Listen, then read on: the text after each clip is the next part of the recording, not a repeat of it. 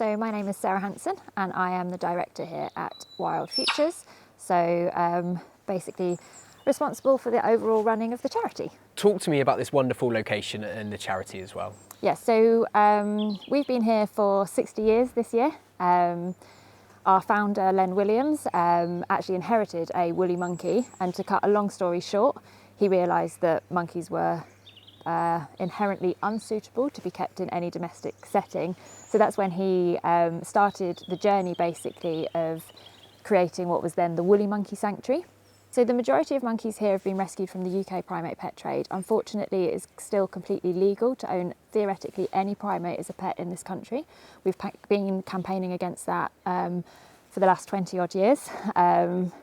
We're getting steps closer, but it's still an ongoing discussion because we believe that no primate should be kept in any domestic setting. And as we go around and hopefully see some of the monkeys that have been rescued and share those stories with you, then you'll get a better understanding as why, really. Fantastic. It's not just monkeys as well. I understand there's some protected species in your gardens as well. Yeah, so a lot of our site is dedicated to how we refer to them as our wildlife gardens, and it's really important for us as part of our sustainability aims and objectives within for the charity, is to conserve these natural habitats as much as possible, because it's important to give back to that as well. You know, effectively we're rescuing and looking after a non-native species to this country, and we're so fortunate to be where we are.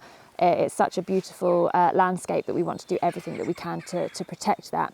So the gardens are managed in a way to best provide perfect environments for certain butterfly species, bat species, bee species, all kinds of different things. And then equally we can use our gardens to plant certain leaves and flowers that we also know will be really beneficial for health wise for the monkeys as well. So we can actually forage in the gardens for the monkeys and give them daily leaves as well. So it's kind of goes both ways really, but yeah, it's just as important for us to protect what we have here and conserve that Cornish and British wildlife too. So my name's Christy and I am the Income Generation Manager here at Wild Futures. This job will never be finished. As Sarah mentioned, it's a £50,000 a month requirement that we have for fundraising. And we do that in a myriad of ways. You mentioned local businesses, larger corporates as well. Individuals, I'd like to mention, we have a loyal and loving individual giving base here who are making either regular donations, one-off donations. We also have a really popular adoption scheme, so if anybody would like to adopt one of our lovely monkeys, you can do that. All of the information's on the website. You could also consider leaving a legacy in your will as a really nice way that people can help us, and perhaps not that well known. You can even do that in your lifetime. If you feel able to, you can do what's called a living legacy, and then you're able to come and see the benefit of your gift during your lifetime. There's one particular high profile supporter of the Wild Futures that you'll see their face as you walk around, don't you? Yeah, that's right. We've got some mention of Ricky Gervais up around the sanctuary because he was kind enough to gift proceeds from his recent Armageddon tour to the sanctuary, and we're ever so grateful for that support. We also have received celebrity support from Peter Egan as well, and we're just so grateful for that because it helps get our local Cornish charity out to a much wider audience.